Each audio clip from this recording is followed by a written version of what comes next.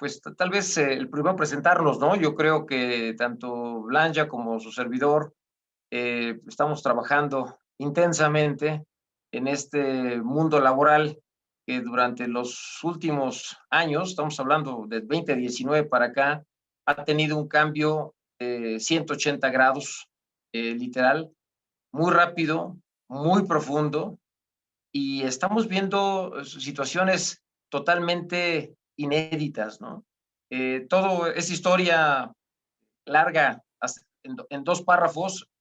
Inicia con el TPP, cuando el gobierno de Obama intentaba pues invitar a México a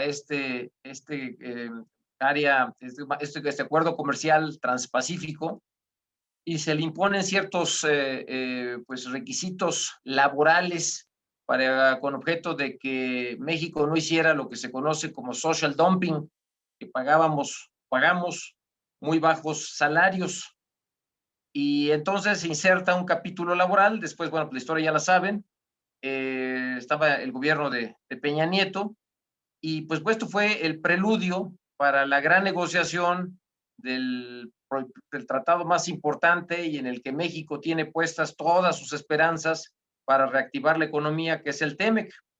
Y el TEMEC no fue tampoco la excepción. El tema laboral pues fue el detonante importante para que se firmara, ¿no? Y precisamente el Partido Demócrata fue el que estuvo empujando de manera importante para que se insertaran ciertos principios en materia laboral. Y estos principios en materia laboral que vamos a platicar y que se reducen principalmente en tres grandes rubros, que es el tema de la libertad de asociación, el tema de la libertad de negociación colectiva y el mejoramiento de la justicia laboral, pues son los ejes que se utilizan ahora en la reforma constitucional del 2019, y son también los pilares de la reforma a la Ley Federal del Trabajo. Y bueno, pues podríamos decir, pues está bien, se insertaron en un capítulo, el capítulo 23 del TEMEC, y en un anexo específicamente con México para el cumplimiento de estos temas. Pero como en Estados Unidos las cosas se las toman muy en serio, pues hombre, implementaron toda una infraestructura en los Estados Unidos con muchísimo dinero de por medio para monitorear la implementación de estas reformas en México. Y entonces crean un comité de expertos en materia laboral, integrados principalmente por representantes o abogados de sindicatos americanos, eh, y también por representantes de ONGs en temas laborales, los cuales este comité independiente de expertos emite una opinión periódica, y la primera fue el 15 de diciembre, de veras contundente. Yo los invito y con gusto se las podemos compartir, está en inglés y en español. Son como unas 70 hojas detalladas sobre la implementación de la reforma laboral en México, con datos muy específicos, eh, bien escrito el documento. No comparto desde luego todo lo que ahí se menciona, pero tiene un peso político importantísimo, porque este documento va dirigido al Congreso de los Estados Unidos, y pues es público el documento, y desde luego infiere en la política laboral del país. Y entonces, ante esta dinámica, y esto estamos hablando en 2 años, cómo se viene moviendo todo este tema, pues hay una ley de implementación de la reforma laboral en los Estados Unidos que establece eh, aquellas empresas, desde luego que son las de mayor exportación, que tienen que llevar un sistema kosher en relación al cumplimiento de la libertad de asociación, libertad de la negociación colectiva y mejoramiento de la justicia laboral. Y establece un listado de industrias que son las que tienen que cumplir al pie de la letra. ¿Cuáles son estas? Desde luego, las más importantes. La ensambladora de autos, la automotriz, la autopartera, el tema de aeroespacial, los call centers, la industria minera, la industria metalúrgica, la industria de panaderías industriales, que va dirigido a Bimbo, porque ha sido exitosísima en los Estados Unidos, y son 8, 9 industrias que están ahí establecidas.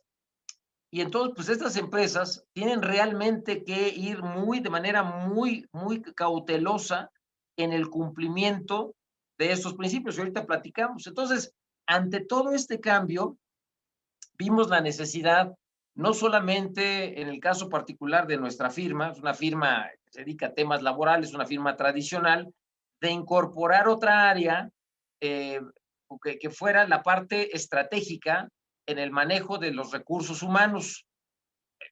Y entonces, pues invitamos a Blanca, aquí presente, para efecto de que nos complementara esa parte no legal, pero tan importante como la parte legal, o tal vez más importante que la parte legal, que es el manejo y las estrategias para hacerle frente a todos estos cambios. Y entonces Blanca, que tiene una trayectoria interesantísima en su currículum, ahora ella les comentará sus ideas, pero pues ella estuvo allá en Venezuela, en el chavismo, es colombiana, ingeniera de profesión, estuvo en el chavismo con Maduro, con Chávez, es colombiana, el tema de la multisindicalización, ha estado en la trinchera viviendo realmente los movimientos de huelga, y luego pues aquí en México estuvo como directora de Relaciones Laborales, donde yo tuve la fortuna de conocerla, en Nissan, y empezamos a hacer cosas muy interesantes, viendo venir todo este cambio tan importante que venía.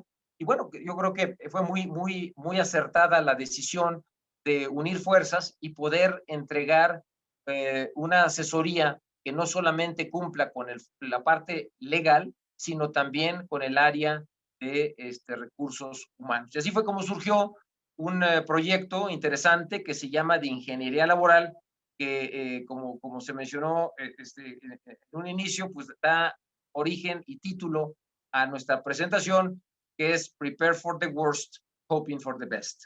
Porque es eso precisamente, ¿no? Acabamos de tener una junta hoy con una autopartera y además de identificar, y ya les platicará todo lo que venimos haciendo, Blanca, con pues el detectar las necesidades, la identificación de líderes, la parte legal del contrato colectivo, qué hacer con él, se activa, no se activa, porque han sido exitosísimos en los últimos 25 años y sin una participación real de un dirigente de un sindicato, y ahora brincar con todos estos nuevos requisitos que ahorita les platico, básicamente para que se queden con una idea muy concreta de lo que es el alcance de estas reformas.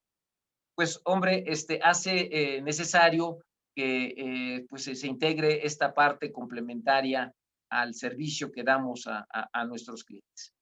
Y no sé, Blanca, si quieres comentar ahí algo, y si no, para entrar ya al tema específico de los contratos. Como tenemos tan poquito tiempo, me fui rapidísimo. Sí, no, Dices nosotros tú nos vamos como muy Gordon rápido. Tobogán. No, dale, dale. No, yo creo que solamente para complementar, Oscar, creo que el punto de fondo de estar viendo este tema hoy como recursos humanos y como personas del área humana de las empresas, es que esto trae cambios, como bien decías tú, de 180 grados que sí nos pueden poner en riesgo la sostenibilidad del negocio. Entonces, es un tema fundamental. No es solamente un tema de cumplimiento de ley, es realmente un tema que nos puede cambiar la forma de relacionamiento con nuestros trabajadores. Pero bueno, vamos a hablar de eso y te cedo la palabra de nuevo para poder avanzar. Bueno, siguiendo con este análisis, precisamente el día de ayer se ratificó a la señora Catherine Tai como representante del comercio en los Estados Unidos, y ella fue la que estuvo interactuando con el gobierno de Trump en la negociación de los temas laborales durante la negociación del TEMEC, del USMCA. Y entonces pues sabe muy bien de lo que estamos hablando. Entonces, si les parece, vamos a ejemplificar de qué estamos hablando, y luego entramos un poquito al proceso que tiene México, porque tiene varias etapas, y luego ante esta nueva realidad y ante esta nueva situación, que además se suma la crisis económica patética que estamos sufriendo, la crisis de salud y todavía todo este mecanismo y estos cambios, bueno, dicho de paso, pues nuestro gobierno con mucha sensibilidad a la pobreza y con mucha sensibilidad a los que menos tienen, pero en una dinámica en la que cada vez se aprieta más al sector empresarial, olvidándose de que el principal empleador del país no son las grandes multinacionales. Ojalá ese fuera el caso. El gran empleador del país es la pequeña, la micro y mediana empresa.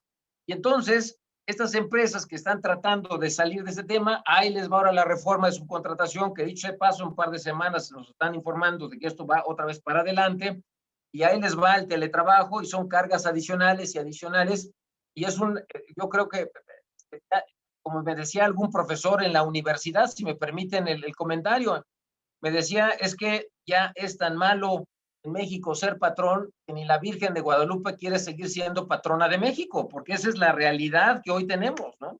Y entonces, vamos a entrar un poco en materia, libertad sindical. ¿Qué quiere decir la libertad sindical? Bueno, pues es la libertad que tiene el trabajador a decidir, quiero afiliarme a un sindicato. Es decir, también la libertad que tiene el trabajador de decidir libremente, sin presiones, de que quiere permanecer en el sindicato. Pero también, y aquí se les olvida a mi queridísima secretaria del Trabajo, a Luisa María, cuando da sus exposiciones, esto lo dice muy bajito para que no se escuche, la libertad que tiene el trabajador de no sindicalizarse. No se puede entender una libertad de asociación sin la capacidad que tenga el trabajador de decir, no quiero estar sindicalizado. Por primera vez en México tenemos esta alternativa. Cuando viene el proceso de reforma del 2019, se inserta también una modificación al artículo 110, fracción sexta, que habla de cuáles son los descuentos que se permite hacer al patrón a los salarios de los trabajadores.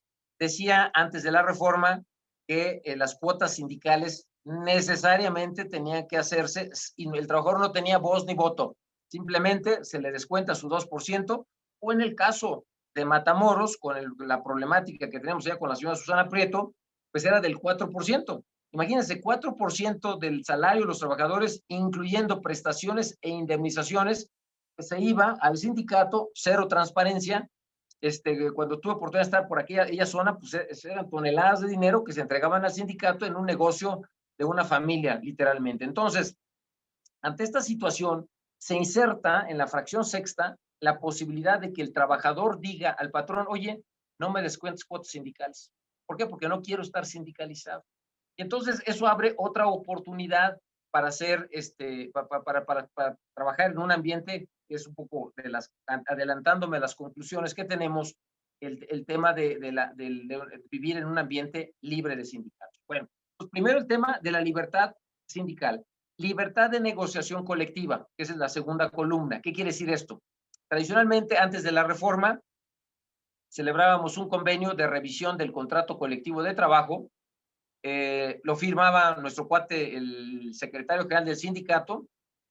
Con eso era suficiente para depositarlo ante la Junta de Conciliación y Arbitraje, hubiera o no consenso por parte de los trabajadores. Si acaso algunos sindicatos de los más representativos o democráticos o profesionales, como podría ser el de ASPA, el de pilotos, o el de sobrecargos Ricardo, secretario general Ricardo del Valle, pues sí tienen que pasar por una asamblea, pero es a mano alzada. Con esta nueva reforma, dice la ley, espérame, tiene que ser una negociación directa entre los trabajadores y el patrón. Se firma hoy por hoy el contrato colectivo de trabajo con el secretario general, pero eso no es suficiente. Tiene que ir el líder sindical o el sindicato a obtener la aprobación de los trabajadores, el 50+1, quienes a través de voto personal, libre, secreto y directo, aprueben el convenio o el contrato colectivo que se celebró con el patrón. Entonces, los sindicatos que durante décadas, yo empecé a trabajar probablemente con el abuelo, que era un líder real sindical, desde luego priista, que había estado en varias posiciones políticas, porque había sido senador, asambleísta, diputado federal, etcétera, etcétera, etcétera, porque era la sinergia que había entre el PRI y la columna relacionada con el sindicalismo corporativo. Pues tenían cientos o miles de contratos colectivos, con la pura firma era suficiente. Después, pues tuvimos que tratar con el hijo, generalmente un profesionista ya, algún abogado, contador, etcétera, ya tenía cierto contacto con las bases, pero hoy por hoy estamos tratando con los nietos de ese líder sindical. Es un chavito que tiene ahorita 27, 30 años, maneja un coche deportivo, grandes relojes, juega espectacular golf con un handicap no más allá de 10, y entonces esta persona se tiene que conectar con la base de trabajadores. Y es lo que ahorita estamos viendo, y Blanca les platicará alguna de las historias, en donde, ¿cómo le voy a hacer para que este muchacho se conecte con la base de trabajadores? Desde luego eso es imposible, o sea, no va a haber forma.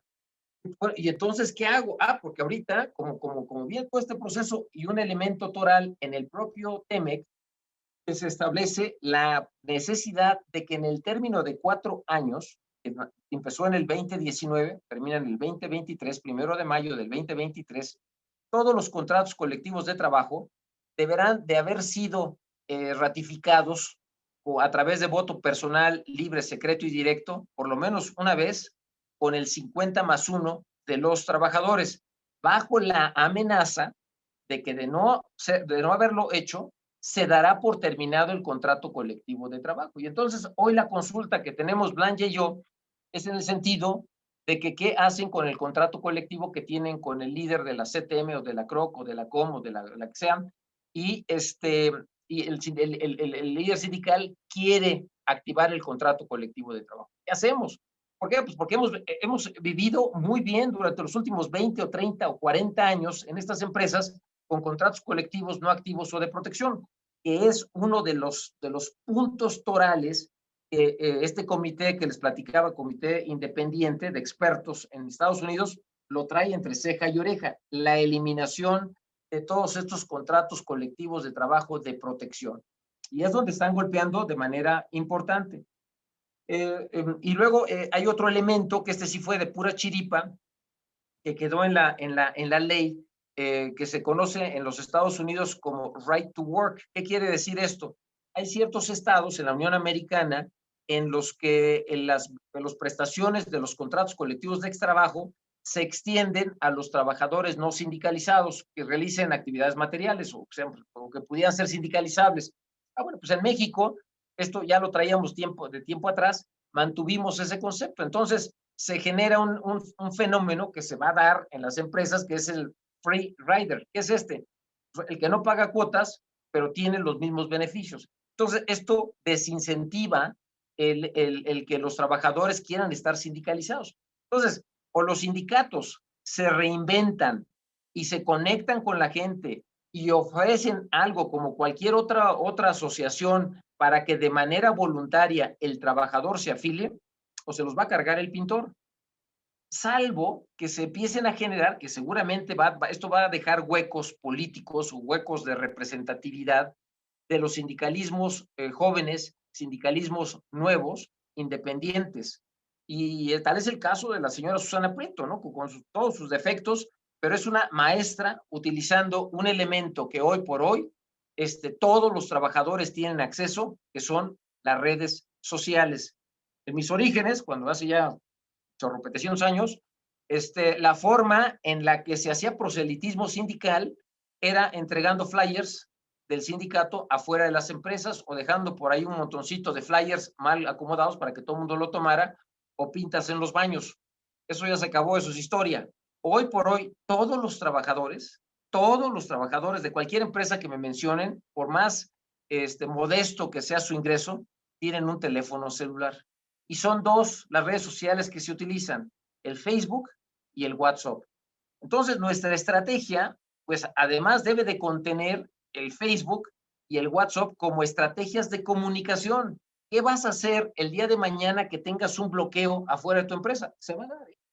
Y entonces parte de lo que venimos trabajando, Blanca y yo, es sí, identificar las necesidades, identificación de líderes, pero también preparar a las empresas para el conflicto, porque seguramente vamos a tener montones de conflictos laborales. porque no pasó el 50+1 de la ratificación del convenio o del contrato colectivo de trabajo, porque ya los detentó algún sindicato independiente, o porque simplemente tuvieron un paro afuera. ¿Y cómo van a actuar? Todas las empresas hoy, ante esta nueva situación, en donde habíamos vivido en la nueva cultura laboral, cero conflictos, y me decían los clientes extranjeros, oye, esta es Disneylandia. Cuando empezamos a platicarles todos estos temas, Blanca no me dejará mentir, algún cliente que él de nacionalidad hindú, nos platicaba, nos escuchó con mucha atención cuando hablamos de esto, oye, voto personal, libre, secreto y directo, y además 50+1, y fíjate, ya no es suficiente con la firma del líder sindical. Se nos quedaba viendo con cierta extrañeza y nos decía, es que eso es normal. O sea, ¿cómo vivían antes? Sí, vivíamos en Disneylandia, se acabó Disneylandia, y yo creo que la alternativa para las empresas es, o bien tienes un sindicato representativo, un sindicato independiente, de veras. El sindicato de chocolate, yo creo que ya se acabó. El hecho está prohibido porque además ratificamos el convenio 98 de la OIT también, en el que prohíbe los actos de injerencia. Las lanas que le dábamos al líder y todo eso están prohibidas. Los sindicatos, sus ingresos deben de ser a través de las cuotas sindicales. Entonces, todo esto viene en una transformación rapidísima, pero es México.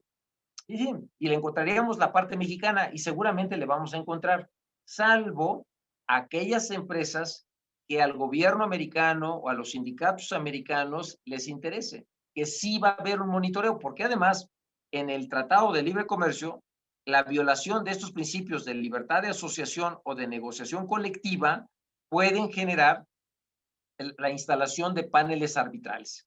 Y entonces se puede llegar a sancionar a una empresa, a una industria, a través de aranceles de la exportación hacia los Estados Unidos. Ya por ahí, el secretario general de la central más importante de los Estados Unidos, Richard Trumka, la AFL-CIO, estableció que tiene ya preparada la primera denuncia en contra del, que parece que es el gobierno mexicano en general, sobre temas de violaciones a derechos laborales. Entonces, el tema de recursos humanos, de relaciones laborales, se vuelve estratégico con estos nuevos cambios tan rápidos y que apenas vamos a empezar a evaluar. Y finalmente el tema de la justicia laboral. La justicia laboral desaparece en las juntas de conciliación y arbitraje, se crea, hoy vamos a estar ya con los jueces de lo laboral, hay 8 estados que ya iniciaron con este proceso de reforma y a través de un nuevo ente que ya está constituido, el director de este nuevo centro es Alfredo Domínguez Barrufo, fue recientemente designado a fines del año pasado, aprobado por el Senado, y pues es una persona, yo diría sensible, pero digo, son 4T, pro sindical, su papá fue de los creadores de un sindicato independiente del FAT. Bueno, esa es la nueva regla con las que estamos trabajando. Entonces, ante estos cambios tan grandes y tan importantes, desde luego que hay que realinear los mecanismos que hoy por hoy tenemos, y por eso le agradezco mucho a Hans el habernos permitido participar en este foro con objeto de sensibilizar pues a los directores de relaciones laborales, a las personas que estén metidas en este mundo laboral, sobre pues hombre, los grandes cambios, los grandes desafíos, pero también las grandes oportunidades que se generan derivadas de esta nueva reforma. Adelante, Blanca.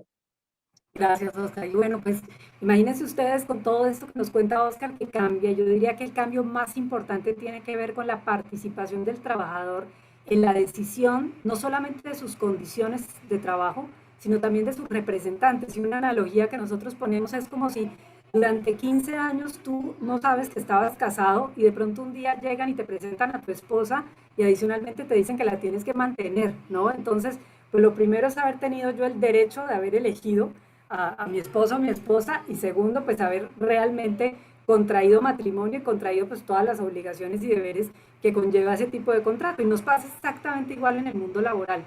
85-90% de las empresas en México tenemos contratos de protección, básicamente porque era un mecanismo de defensa, y así se llamaban los contratos por una razón.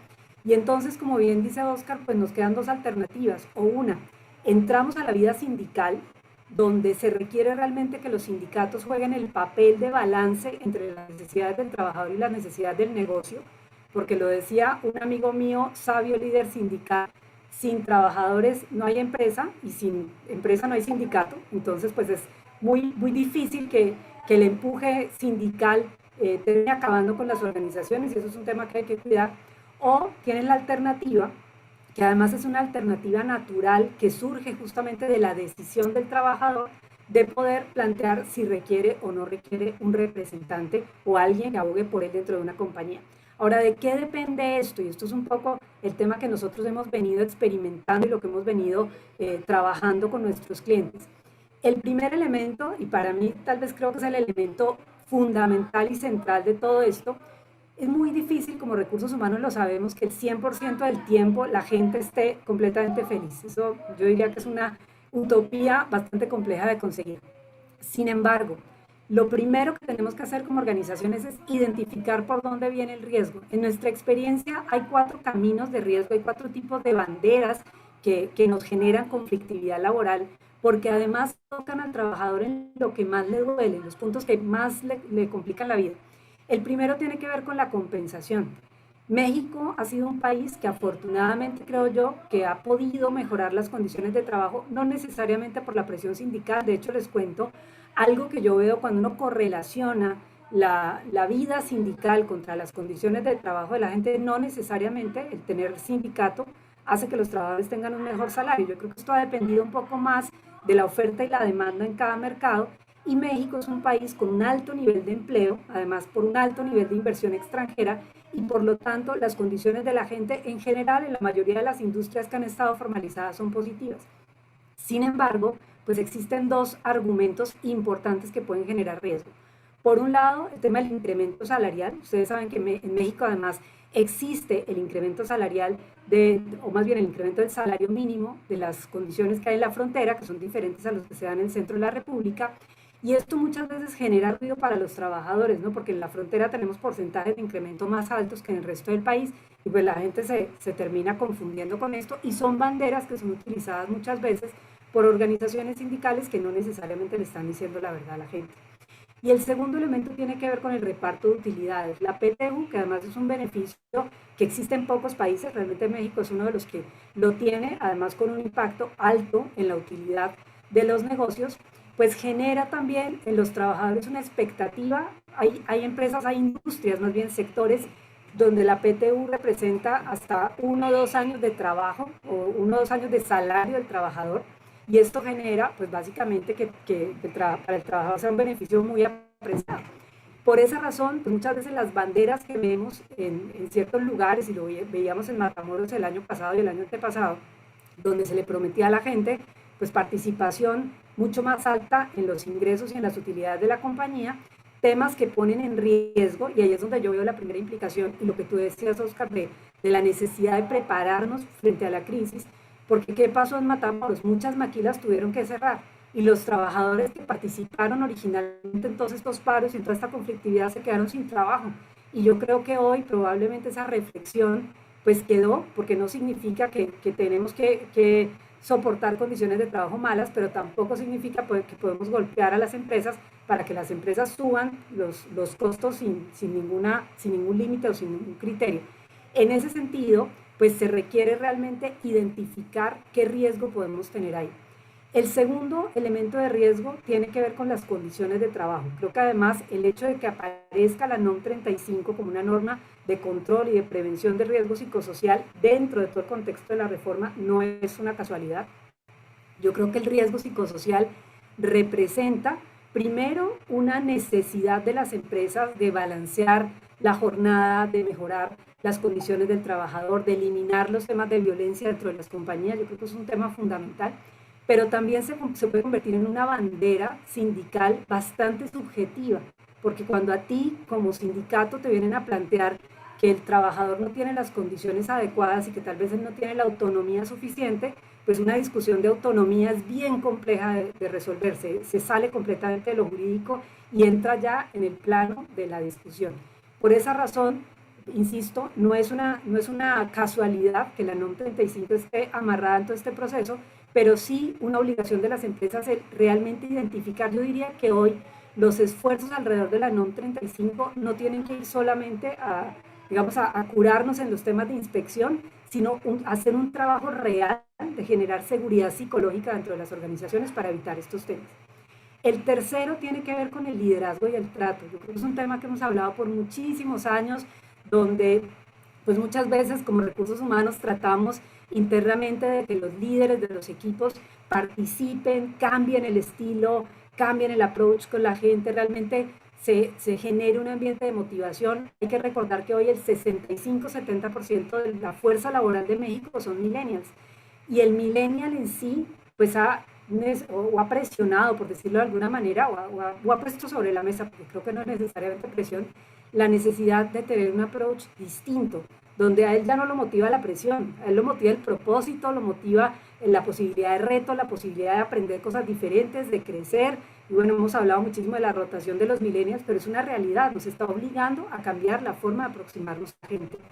Pero pues este es uno de los ganchitos que utilizan los sindicatos cuando encuentran pues que hay maltrato, que hay violencia al interior de los centros de trabajo, incluso temas de confianza. Nosotros en estos mecanismos de medición que implementamos en las compañías identificamos, por ejemplo, que los trabajadores confían mucho más en sus compañeros de trabajo y no tanto en la administración o en sus jefes. Sí, no digo que no haya confianza, pero por ejemplo, cuando hemos hablado de temas de PT1 en una organización, nos funciona mucho mejor que un líder informal, un compañero de trabajo, una persona que está en la línea de producción, sea el que comunique la información, que cuando como recursos humanos salimos y la ponemos en las pizarrones, o los mandamos en un comunicado, porque la gente probablemente lo escucha, pero le hace triple clic, ¿no?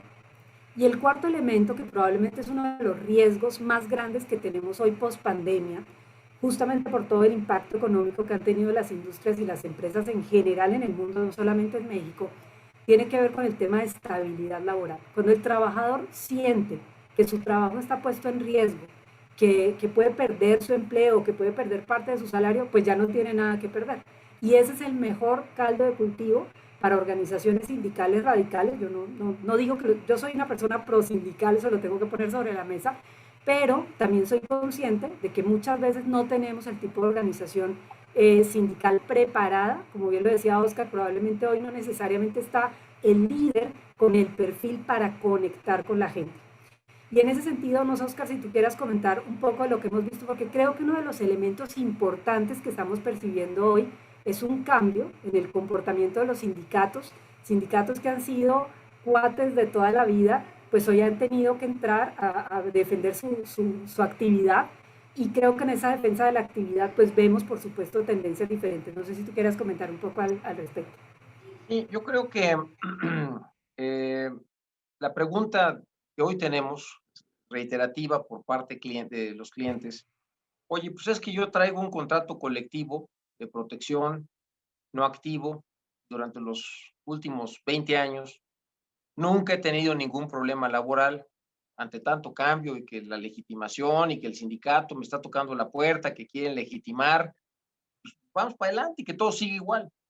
Yo haría un análisis primero a qué industria te refieres. Si estás dentro del listado de las industrias que establece la ley de implementación de la reforma laboral en los Estados Unidos, la reforma laboral en México, emitida por el gobierno americano, yo te diría que vete más despacio porque puede haber muchos revires.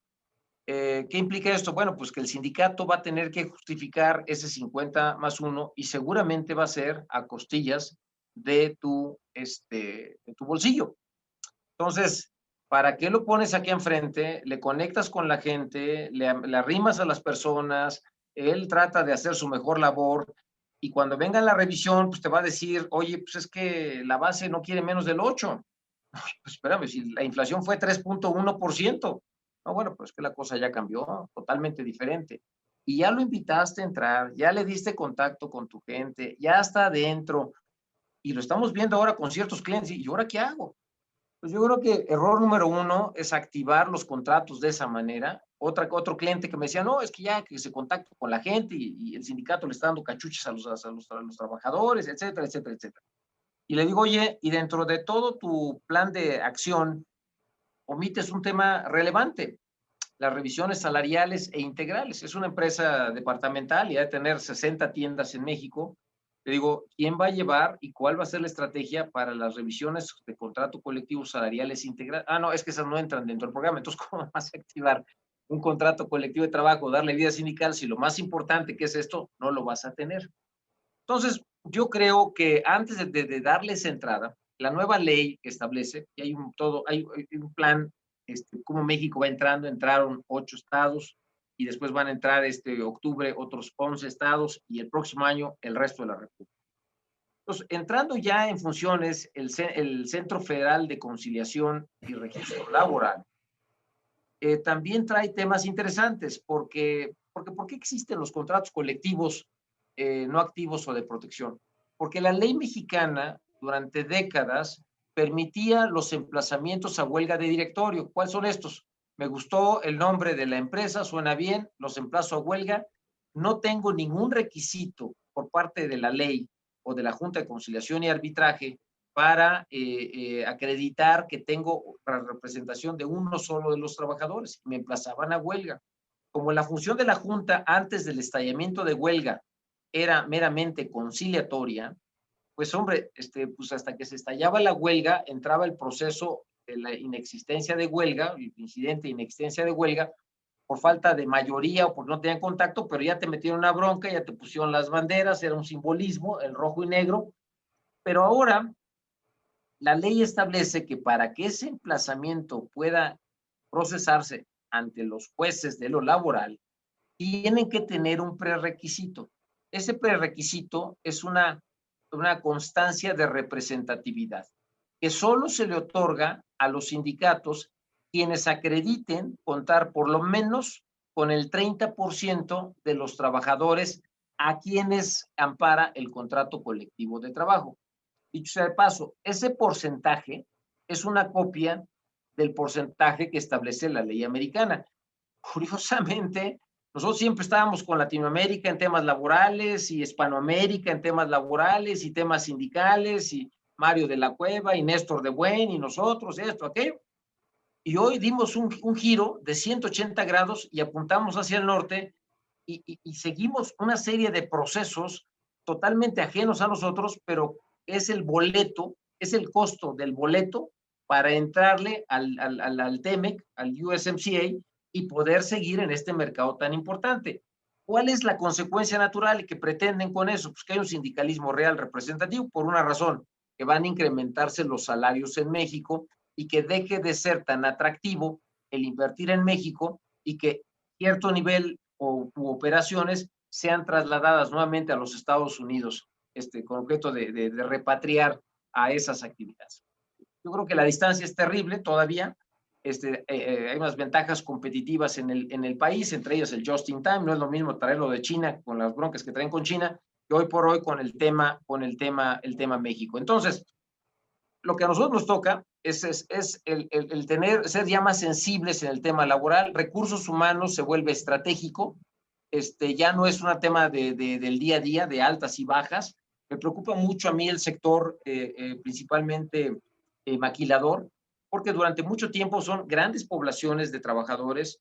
El incentivo es el low labor cost, salarios bajos, y con nula o muy baja representatividad y el contacto de las empresas, pues es simplemente altas y bajas en el Seguro Social, que yo creo que es un caldo de cultivo para efecto de que los sindicatos americanos, que ya está dicho en este reporte que les comento del Comité Independiente, dentro de sus acciones sugeridas estratégicas, es realizar actividades en México, transfronterizas le llaman, de afiliación de parte de los trabajadores mexicanos.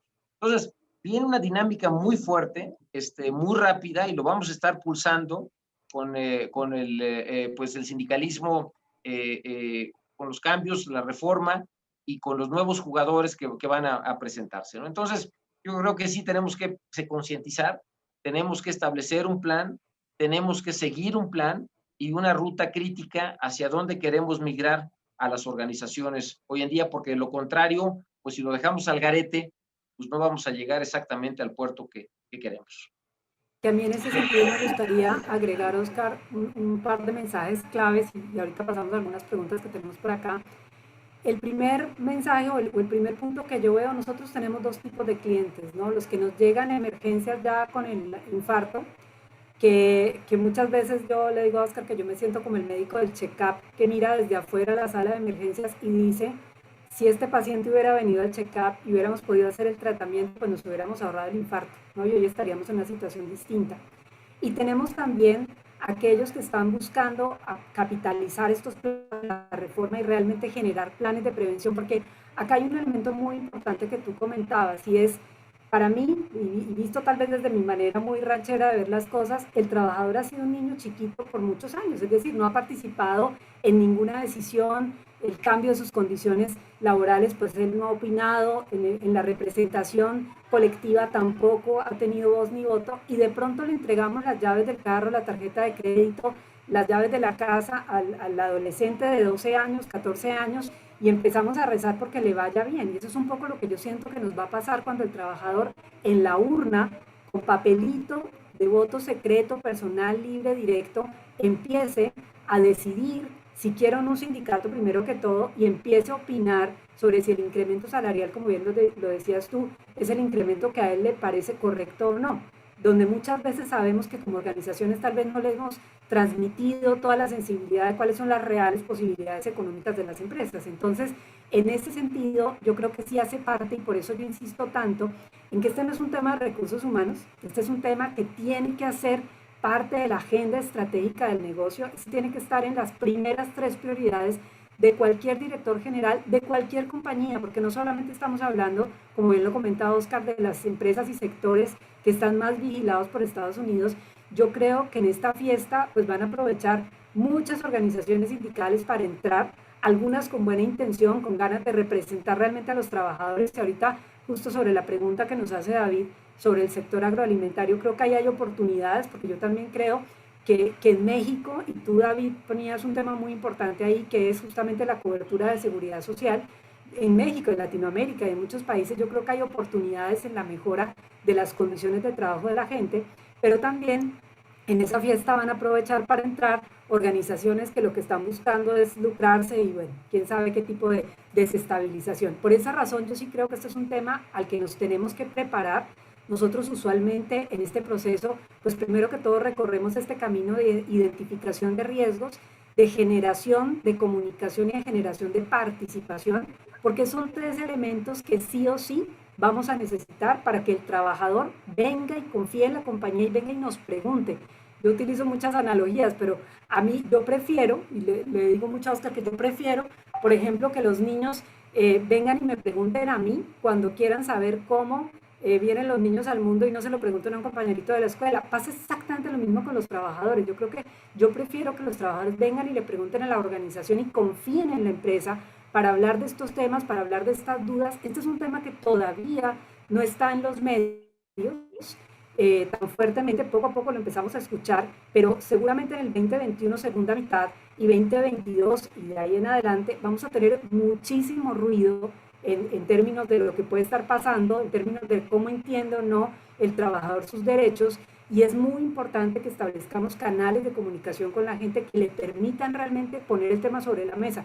Una cosa que nos ha pasado y que es natural y que yo diría que le puede pasar al 99% de las organizaciones, cuando nos acercamos a hablar con los trabajadores del tema sindical, a la gente le da miedo, a la gente le da alergia porque es un tema mal visto, porque no necesariamente, a veces la gente lo lee como deslealtad.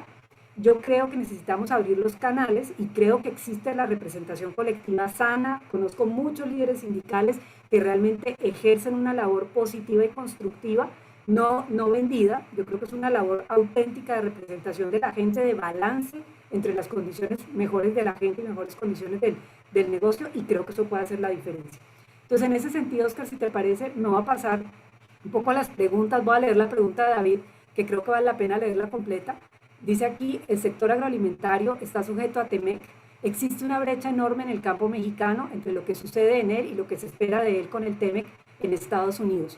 Los comercializadores de alimentos del campo estamos en la mitad de la cadena del agronegocio. Con esto, ¿qué estrategias de impulso al campo existen para la regularización de esto al productor agrícola? ¿Cómo imaginas los siguientes 6 meses en este sector y este tema? Como candado adicional, el productor necesita mejores precios de exportación, el importador requiere bajar precios de producción y venta, y bueno, todo el tema implica una fuerte inversión a todo el aparato de gestión del campo.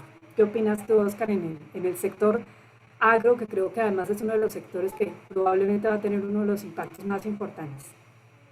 Los altos exportadores, curiosamente no lo veo en la ley esta de implementación de la ley laboral por parte del gobierno americano, no viene el agro.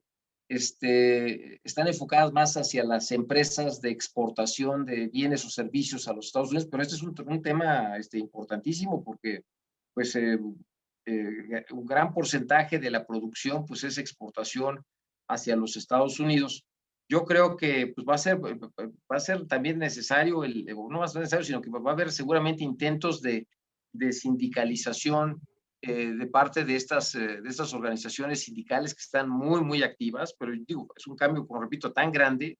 No estamos en el proceso de implementación, no hemos sentido el efecto todavía en México, pero muy activos los sindicatos, la AFL-CIO, el Steelworkers of America, el Independent Automotive Workers, como puntas de lanza, y ellos quieren actividades transfronterizas, y ellos yo creo que su visión es que como en Estados Unidos ha bajado muchísimo las sindicalizaciones, menos de un dígito, pues ven un campo, ahora sí que un campo fértil en México para buscar la afiliación correspondiente. Entonces, en relación al campo, yo creo que es por ahí, a través de estos temas, como van a empezar a surgir, bueno, y la forma, la condición, la respuesta son aranceles, ¿no? Ante la violación de principios de libertad de asociación o de negociación colectiva, que son generales, seguramente habrá paneles arbitrales que ya están implementados, hay toda una infraestructura, hay un call center, hay los agregados laborales en la embajada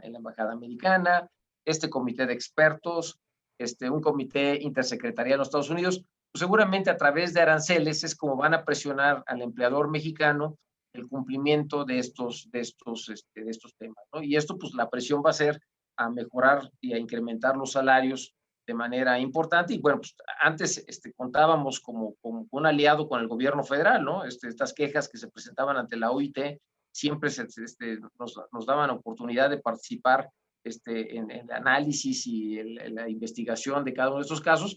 Pues hoy por hoy, pues no, es al contrario, ¿no? Entonces, seguramente en el sector agrícola habrá también efectos derivados de estos principios protegidos por el tema.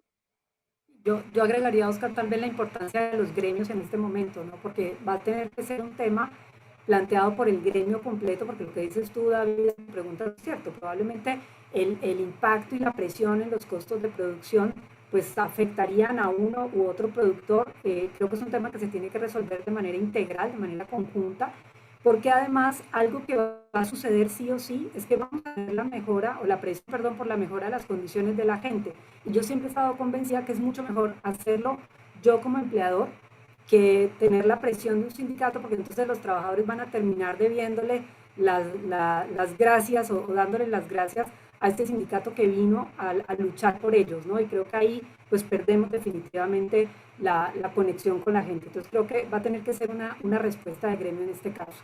Y viene una segunda pregunta, Oscar, que me parece súper interesante, de Gilbert, que nos dice cómo ven la apertura de la digitalización al activar o reactivar la vida sindical, como el de la legalidad de herramientas digitales para llevar los foros, firmas, foros de representación colectiva, etcétera. Creo que es algo que viene en muy corto plazo, por dos aspectos. Uno, hay empresas quienes tienen trabajadores en toda la República Mexicana. Se me ocurre ahorita, por ejemplo, en una votación que haya del sindicato de pilotos. Pues, los pilotos están dispersos, están trabajando, es dificilísimo el llegar a tenerlos todos juntos en un auditorio, ¿no? Entonces, seguramente se le va a dar apertura a estos medios digitales. Hoy por hoy, pues es la papeleta, tal cual, son mamparas, y llegan y el proceso de legitimación, hay un inspector del trabajo, un notario público, y el trabajador vota si desea o no continuar. pero la propia Ley Federal del Trabajo, hay un capítulo especial de los medios aportados por la ciencia y la tecnología. Y entonces habla también de que en ciertos casos la firma digital es suficiente, y particularmente equipara la firma autógrafa cuando la firma se efectúa a través de firma electrónica avanzada. Es la misma validez que la firma autógrafa. Pues yo creo que estos mecanismos digitales seguramente en breve van a empezar a desarrollarse. Desde luego, cuando platico mucho con las empresas americanas principalmente que han vivido estos procesos, nos falta un montón de regulación con objeto del proceso de campaña. Hoy por hoy en los Estados Unidos, no sé si han leído el caso de Amazon, hay un proceso de sindicalización de manera importante a nivel nacional, y los procesos de votación son largos, son meses que se llevan a cabo para obtener el 50+1 de los trabajadores en apoyo a la celebración de los contratos colectivos de trabajo. El gobierno americano, la administración de Biden, ayer tuvimos un evento en el que nos acompañaron algunos actores americanos, y esos anticipan un gobierno pro sindical, un gobierno que seguramente tomará muy en serio estos compromisos que ellos participaron en la negociación con México. Entonces el monitoreo va a ser mucho más detallado, y yo creo que contestando tu pregunta, el tema de ciertas formas digitales de llevar a cabo estos temas de votación, pues será materia en un primer momento de negociación con el sindicato que esté detentando el contrato colectivo de trabajo, y después, bueno, pues las autoridades seguramente van a flexibilizar este criterio que hoy por hoy pues es la papeleta, y a través de voto personal, libre, secreto y directo, y la mampara.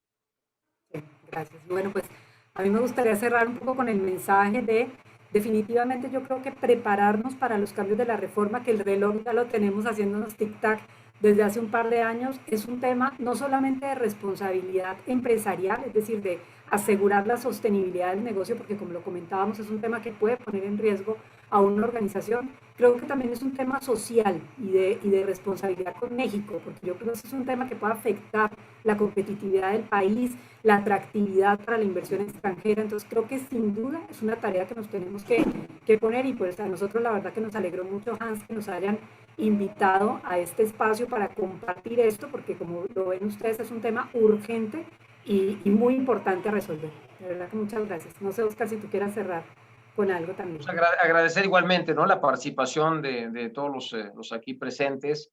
El tema es alertarlos.